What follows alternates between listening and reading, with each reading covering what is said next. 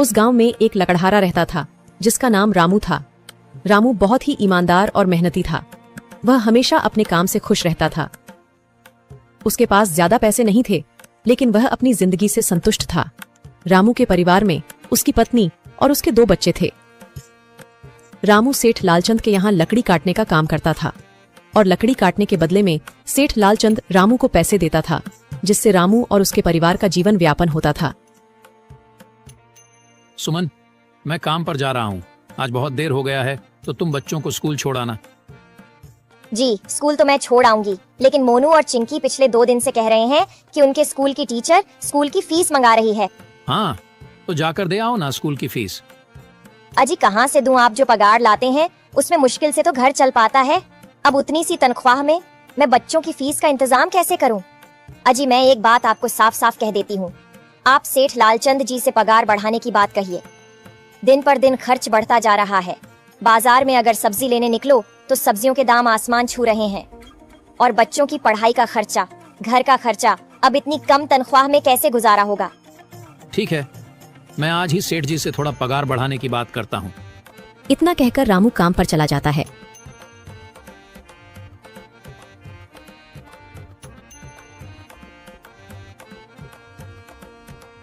अरे भाई, आज तो पगार का दिन है। देखो, अब यह सेठ लालचंद कोई ना कोई लोचा जरूर करेगा।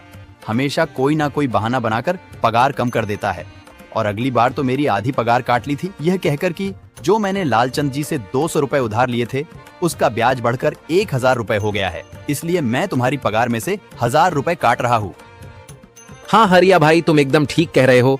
ये सेठ लालचंद ना एक नंबर का चालाक और लालची इंसान है। एक तो दुगुना काम ले लेता है और बदले में पैसे भी पूरे नहीं देता। हाँ भाई, मेरे भी अगली बार सेठ लालचंद ने पगार काट लिए थे। मैंने बस 2 छुट्टी ली थी जब मेरी बिटिया बहुत बीमार थी, और इस लालचंद ने इस बात का फायदा उठाकर मेरी पूरी आधी पगार काट ली। हे भगवान, बस सेठ जी इस बार मेरी पूरी पगार दे दें। बच्चों के स्कूल की फीस भी भरनी है। ऐसे सभी लकड़हारे अपने काम पर लग जाते हैं। काम करने के बाद सेठ लालचंद के पास जाते हैं। सेठ जी, महीना पूरा हो गया है, हमें हमारी तनख्वाह दे दीजिए। देखो भाइयों, अभी मेरे पास तुम्हें देने के लिए पैसे नहीं है। अभी माल नहीं बिका है, सारा माल गोदाम में ही पड़ा हुआ है। कल या परसों तक तुम्हें तुम्हारी तनख्वाह मिल जाएगी। पर सेठ जी, अभी हमारे पास बिल्कुल पैसे नहीं बचे हैं। घर का भी सामान लाना है, बच्चों की फीस भरनी है। अरे मैंने कहा तो सही, 1-2 दिन और रुक जाओ, कल या परसों तक पैसे मिल जाएंगे। अभी मेरे पास पैसे नहीं है। सभी लकड़हारे निराश मन से अपने अपने घर आ जाते हैं। अजी क्या हुआ? इस बार कितना पगार मिला है? सुमन, अभी कोई पगार नहीं मिला। सेठ जी ने कहा है कि 1-2 दिन में पगार मिल जाएगा। पगार नहीं मिला? आपको तो पता है ना, बच्चों की फीस भरनी है। इनकी स्कूल टीचर ने आज साफ साफ चेतावनी दे दी है कि अगर कल फीस नहीं लाई तो बच्चों को घर पर ही बिठा लेना। अब बताओ मैं क्या करूं? मैं क्या करूं सुमन, यह सेठ जी समय पर कभी पैसे देते ही नहीं है। अब तो बस हम इंतजार के सिवा और कुछ नहीं कर सकते। 1-2 दिन की बात है, देख लेते हैं। ऐसे ही 2 दिन गुजर जाते हैं। 2 दिन बाद सेठ लालचंद सबको पगार देता है। अरे हरिया, ये ले अपनी इस महीने की पगार। सेठ जी, यह तो बस 2000 है। मैंने तो इस महीने 3000 तक का काम किया है। हाँ, काम तो किया है, लेकिन तूने 1-1 घंटे आराम भी तो किया है। ये पैसे उसी आराम के कांटे हैं।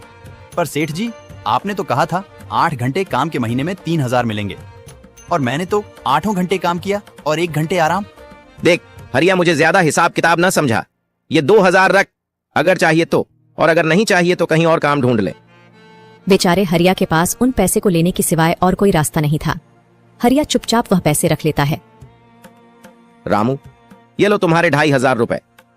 पर सेठ जी, 2500 क्यों? मेरे तो पूरे 3000 बनते हैं ना। मैंने तो कोई छुट्टी भी नहीं की और ना ही कोई आराम। मैंने तो अपना सारा काम समय पर किया है। हाँ, समय पर तो किया है, पर इस समय बाजार में लकड़ियों का दाम काफी सस्ता हो गया है। इस वजह से अभी तुम्हें भी पगार कम ही मिलेगी जब तक लकड़ियों का दाम नहीं बढ़ता। पर सेठ जी, बात तो 3000 की हुई थी ना। अब 2500 में मैं कैसे घर चलाऊंगा? बच्चों की स्कूल की फीस भी भरनी है। सेठ जी, इस बार आप पूरे पैसे दे दीजिए।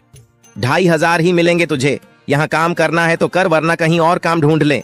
बेचारे हरिया के पास उन पैसे को लेने के सिवाय और कोई रास्ता नहीं था।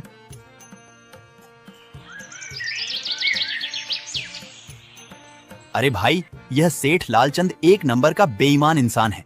सारे पैसे अपने जेब में भर लेता है और बहाने बनाता है कि लकड़ियों के दाम सस्ते हो गए हैं। देख लेना, हम गरीबों की किसी न किसी दिन इसे जरूर हाय लगेगी। नहीं हरिया, ऐसे नहीं कहते। वह हमारे अन्नदाता है। आखिर उन्हीं के वजह से तो हमारा घर चल रहा है। अरे काहे का अन्नदाता? काम के पूरे पैसे तो देता नहीं है। पूरे महीने मेहनत करके भी क्या मिलते हैं? बस ये 2000 रुपए। इसमें घर खर्च कैसे चलाएं? ऐसे तो हम कभी तरक्की नहीं कर पाएंगे। और हम कर भी क्या सकते हैं हरिया?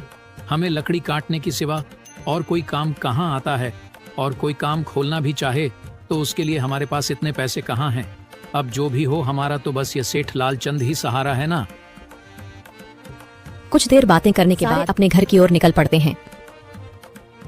जी आ गए आप। कितनी पगार मिला है? सुमन, इस बार सेठ जी ने बस 2500 रुपए ही दिए हैं। बस 2000। इतने में कैसे घर चलाएंगे? बच्चों की फीस में ही 1000 रुपए निकल जाएंगे। फिर 1500 में क्या क्या करेंगे? अब मैं क्या कहूँ सुमन, अब तुम्हें इसी में ही गुजारा करना होगा। तुम सबसे पहले बच्चों की फीस भर देना, इसके बाद बाकी का मैं देखता हूँ। अजी आप क्या देख लोगे? सेठ जी से पूरे पैसे तो मांगे नहीं गए आपसे? नहीं सुमन, मैंने सेठ जी से पैसों के लिए कहा था, पर सेठ जी ने साफ इनकार कर दिया और कहा, यह लेना है तो लो, वरना कहीं और काम ढूंढ सकते हो। मैं सोच रहा हूं कि लकड़ी काटने के बाद मैं कहीं और भी काम ढूंढ लूं। सेठ जी के यहां से काम करने के बाद मैं दूसरी जगह पर काम किया करूंगा, इससे कुछ ज्यादा आमदनी हो जाएगी। आज ही मैं सेठ जी के यहाँ पर काम करने के बाद और भी जगह काम ढूंढने जाऊंगा। इतना कहकर रामू काम पर निकल जाता है और जैसा कि रामू ने कहा था, वह लालचंद के यहाँ काम करने के बाद काम की तलाश में निकल जाता है। रामू पूरे गांव में काम ढूंढता है, दुकानों दुकानों पर जाकर लोगों से काम मांगता है, मगर हर जगह रामू को केवल निराशा ही हाथ लगती है। अंत में थक हार कर रामू वापस जाने लगता है। तभी वह देखता है कि अचानक बहुत सारे भैंसों का झुंड उसकी तरफ दौड़े आ रहा है। यह देखकर रामू बहुत डर जाता है। वह इधर उधर देखता है तो उसे एक गुफा दिखती है और वह गुफा में जाकर छुप जाता है। जब भैंसों का झुंड वहां से निकल जाता है तब रामू की जान में जान आती है। हे भगवान, आज तो बाल बाल बच गया मैं, वरना आज तो मैं इन भैंसों के पैरों तलों तो कुचला ही जाता। पर यह मैं कहाँ आ गया? रामू यह सब सोच ही रहा था कि तभी उसकी नजर गुफा में रखी एक टोकरी पर जाती है। रामू उस टोकरी के पास जाता है। ये कैसी गुफा है?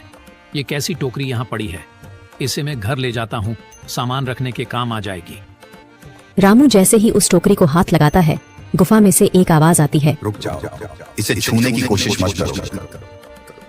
यह आवाज सुनकर रामू एकदम पीछे हट जाता है। तभी गुफा में एक जिन्न प्रकट हो जाता है और वह रामू से कहता है, कौन हो तुम और मेरी गुफा में क्या कर रहे हो? मुझे माफ करना, आप जो भी हो। कुछ भैंसों का झुंड मेरे पीछे पड़ गया था और उनसे बचने के लिए मैं इस गुफा में आकर छिप गया और फिर मेरी नजर इस टोकरी पर गई। माफ कीजिए, मुझे लगा यहाँ कोई नहीं है तो यह टोकरी किसी की नहीं होगी, इसलिए मैंने इसे छुआ। रामू, तुम्हें डरने की जरूरत नहीं है। मैं तुम्हारे बारे में सब जानता हूँ। मेरी नजर एक बार भी जिस पर पड़ जाती है, मैं उसका इतिहास अपनी खुली आंखों से देख सकता हूँ। पर आप है कौन और आप इतने विचित्र क्यों दिखाई पड़ रहे हैं? आप अपना परिचय दीजिए। कौन है आप? मैं एक जिन हूँ और मैं कई सालों से इस गुफा की रक्षा कर रहा हूँ। यह गुफा मेरे पूर्वजों की है। इस गुफा में केवल वही इंसान घुस सकता है जिसका मन बिल्कुल पवित्र हो। अगर तुम अपवित्र होते तो तुम इस गुफा में कभी नहीं घुस पाते। तुम एक सच्चे इंसान हो, इसलिए तुम इस गुफा में घुस पाए और इस टोकरी को छू पाए। अब तुमने इस टोकरी को छुआ है तो यह टोकरी तुम्हारी हुई। नहीं, मुझे यह टोकरी नहीं चाहिए, मैं तो बस देख रहा था। डरो मत रामू, तुम ये टोकरी ले जाओ। ये कोई साधारण टोकरी नहीं है, बल्कि यह जादुई टोकरी है। जादुई टोकरी?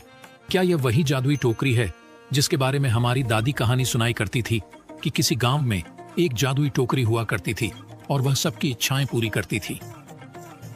हाँ रामू, ये वही जादुई टोकरी है। अब तुम इस टोकरी के मालिक हो। तुम इसके इस्तेमाल से अपनी स्थिति सुधार सकते हो, पर याद रखना, तुम जो भी वस्तु इस टोकरी में एक बार डालोगे, वह चीज ही तुम्हें बार बार इस टोकरी में डालनी होगी। इसके अलावा तुम और दूसरी कोई चीज इस टोकरी में नहीं डाल सकते। अगर तुमने ऐसा किया तो इसका परिणाम तुम्हें ही भुगतना होगा। मेरी इस बात को हमेशा ध्यान में रखना और सोच समझकर बिना लालच किए इस टोकरी में वह ही सामान रखना जिसकी तुम्हें जरूरत हो। रामू टोकरी को लेकर घर आ जाता है।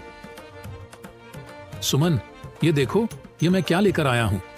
क्या लाए हो आप? बस ये एक टोकरी। सबसे पहले यह बताइए, आप तो काम की तलाश में गए थे ना, तो कोई दूसरा काम मिला कि नहीं? नहीं। अरे सुमन, मेरी पूरी बात तो सुनो। ये कोई ऐसी वैसी टोकरी नहीं है, बल्कि ये एक जादुई टोकरी है। रामू सुमन को वह सारी घटना के बारे में बताता है जो उसके साथ हुई। अच्छा, तो आपका कहने का मतलब है कि इस टोकरी में हमें कोई ऐसी चीज डालनी होगी जिसकी हमें सबसे ज्यादा जरूरत हो। हाँ सुमन, हमें सोच समझकर ही इसमें कोई चीज डालनी होगी। रामू थोड़ी देर सोचता है, फिर उसका ध्यान उन लकड़ियों पर जाता है जो एक बार उसने सुमन को रखने को दी थी। सुमन, तुम्हें याद है, एक बार मैं जंगलों में लकड़ियां काटने गया था तो मुझे एक चंदन की लकड़ी मिली थी और वह मैंने तुम्हें लाकर दे दी थी। हाँ, दी तो थी। तो तुम उस लकड़ी को ले आओ। हम उस चंदन की लकड़ी को ही इसमें डालेंगे और उस लकड़ी से अपना एक व्यापार शुरू करेंगे। सुमन चंदन की लकड़ी को ले आती है और उसे टोकरी में डाल देती है। वह जैसे ही चंदन की लकड़ी उस टोकरी में डालते हैं, उसमें कई सारी लकड़ियां आ जाती हैं। अरे वह, यह तो चमत्कार ही हो गया। ये देखिए, कितनी सारी चंदन की लकड़ियां हो गई। अगर आप इसको बेचेंगे तो इससे काफी अच्छे पैसे मिलेंगे। हाँ राधा, मैं कल सुबह बाजार जाकर इनको बेच आऊंगा और जो पैसे मिलेंगे उससे हम अपने मोनू और चिंकी के स्कूल की फीस भर देंगे और बाकी बचे पैसों को संभाल कर रख लेंगे। अगले दिन रामू लालचंद सेठ के यहाँ काम पर न जाकर चंदन की लकड़ियों को बेचने के लिए बाजार की ओर निकल पड़ता है। वहाँ पर रामू चंदन की लकड़ियों को बहुत ही कम दामों में बेचा, जिसकी वजह से आम लोगों के साथ साथ बड़े व्यापारियों ने भी रामू से चंदन की लकड़ियां खरीदी। लकड़ियों को बेचकर रामू को काफी अच्छे पैसे मिले। पैसों को लेकर चंदन घर आ जाता है। ये देखो सुमन, उन लकड़ियों को बेचकर मुझे कितने सारे पैसे मिले हैं। ये लो कुछ पैसे, इससे तुम कल मोनू और चिंकी के स्कूल की फीस भर देना।